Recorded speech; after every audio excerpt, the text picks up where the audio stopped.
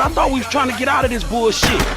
Hey guys, welcome back to GTA Speedy. Today we'll talk about GTA characters we don't want to see in GTA 6. Let's head into it. Number 10, Huang Li. Huang Li was a protagonist of Grand Theft Auto Chinatown Wars and is a spoiled rich kid from Hong Kong and a member of the Triads. The character's journey begins when his father is killed in Liberty City. Huang Li is a character that could have been so much more than he was in the game. He even makes an appearance in Grand Theft Auto 4, but we don't need him in GTA 6. Number 9, Victor Vance. Victor Vance was first seen in GTA Vice City in the opening cutscene of the game where he promptly dies of a gunshot from Diaz's mercenaries. He is then seen as the protagonist of GTA Vice City stories and is a compelling enough character. A former soldier who was kicked out of the army for dealing drugs by being coerced into it by a superior. Victor Vance is a force of nature as he single-handedly takes down the Mendez cartel and establishes the Vance crime family, along with his brother Lance. We think an appearance in GTA 6 wouldn't fit his character nor the timeline and would ruin the whole story around Victor. Number 8, Johnny Klobitz. Johnny appears as a protagonist in the Grand Theft Auto 4 episodes from Liberty City, The Lost and the Damned as the president of the Lost MC. Johnny is an intriguing character with several vices of his own that he must contend with while also ensuring the prosperity of the Lost MC. The character tiptoes along the lines of being a parody but is compelling enough to be a good character. His death comes along in the hands of Trevor Phillips, himself in GTA 5, as Johnny had fallen into the addiction of crystal meth, so we wouldn't have some dumb explanation as to why he continued to show up in GTA 6, so let's leave him back in GTA 5, where he died. Number 7, Franklin Clinton. Franklin is perhaps one of the coolest characters in a GTA game and one of the smartest. He is a former gang member of the CGF and seeks to get out of his neighborhood's gang violence. His reluctance towards the allure of gang life is what makes him compelling. His ambitions are bigger than his peers as he wants to make something of his life rather than just needless violence. Number 6, Luis Fernando Lopez. Luis appears in GTA The Ballad of Gay Tony as Tony's bodyguard and is a very well developed character. He has a rich backstory that gives enough context to his personality. He is trustworthy, reliable, and extremely smart. After leaving behind his gang life after repeated incarceration, Luis comes across a legendary nightclub owner, Tony Prince, who recruits him as a bodyguard. The two share a great relationship and Luis is extremely likable as a character. Number 5, Trevor Phillips. Perhaps there is no other character on this list as terrifying as Trevor Phillips. Michael from GTA 5 had this to say about Trevor: he is hell walking on earth and he might be. Trevor is a force of nature who is capable of causing ungodly amounts of chaos and violence. He takes pleasure in causing harm to others and makes no excuses for it. His lack of pretense and justification around his actions is what makes him such a compelling character. Number 4, Nico Bellic. The story of Nico Bellic is one of the most grounded stories in a GTA game ever. Nico isn't after causing violence or becoming filthy rich. His sole purpose of coming to Liberty City was that he could live comfortably in a new country without his traumatic past catching up to him. However, he would never find peace in Liberty City as he gets roped into organized crime. Nico is one of the most unique characters in a GTA game as he unwillingly resorts to his criminal ways. Number 3, Carl Johnson. Quite possibly one of the funniest GTA protagonists on this list, CJ or Carl Johnson is a fan favorite. A former gang member who returns to his hometown in Los Santos after hearing of his mother's death, Carl must uncover the truth behind his mother's death. Caught in gang wars and government conspiracies, CJ becomes the unwilling hero of the story and is fondly remembered as being one of the most likable characters. CJ is charming, funny, but also dangerous as he single-handedly brings down the Ballas and ensures Grove Street family becomes the most powerful gang in Los Santos. Number 2, Tommy Vercetti. Tommy Vercetti is the game equivalent of Scarface's Tony Montana, and he even resides in a mansion inspired by the famous movie character. Tommy is an extremely clever and capable individual who takes over Vice City by force. Tommy always means business and never loses sight of the bigger picture. He is one of the smartest characters in a GTA game, and even when he is blindsided by his allies, he comes out on top due to sheer will and grit. Number 1, Michael DeSanta. He is one of the most realistic characters in a GTA game ever. All GTA characters have been relatively young, spry, and quick to resort to violence. However, Michael is an aging, unhealthy, retired bank robber who would much rather relax by his pool with a cigar